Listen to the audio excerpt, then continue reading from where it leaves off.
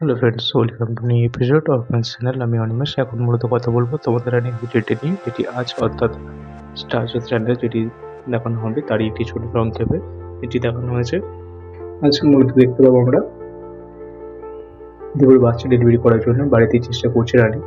তার জন্য গরম জল বা তার জন্য প্রয়োজনীয় যাবতীয় জিনিস বাড়িতে জোগাড় করার চেষ্টা করছে এবং দেবকে পুশ করতে বলছে। তারপর এইরকম চলতে চলতে বাড়ি তখন সবাই উপস্থিত আছে।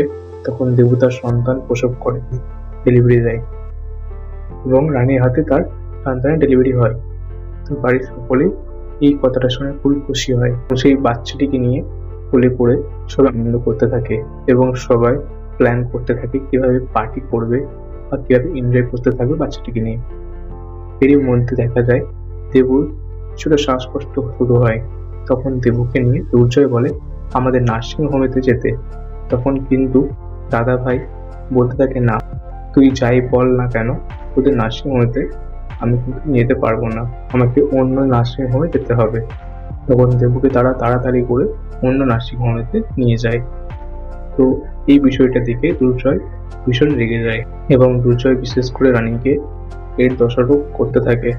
রানীর জন্য হয়তো বাড়ির সকলেই তার উপর রেগে আছে এবং কেউ তার নার্সিংহোমে যেতে চায় না, তাই দুর্জয় রানীকে দোষারোপ করতে থাকে।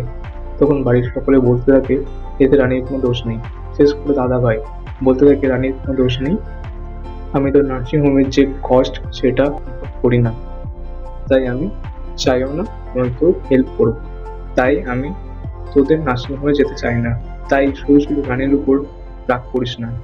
তো এই বলে এখান থেকে চলে যায়।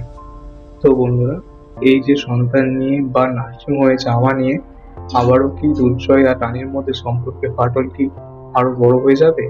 কি মনে হয় আপনাদের, তা কমেন্টের মাধ্যমে জানাবেন। এই ছিল আজকের এপিসোড। ভিডিওটি ভালো লেগে থাকলে লাইক ও সাবস্ক্রাইব করে চ্যানেলটি পাশে থাকবেন। দেখা হচ্ছে পরের এপিসোডে।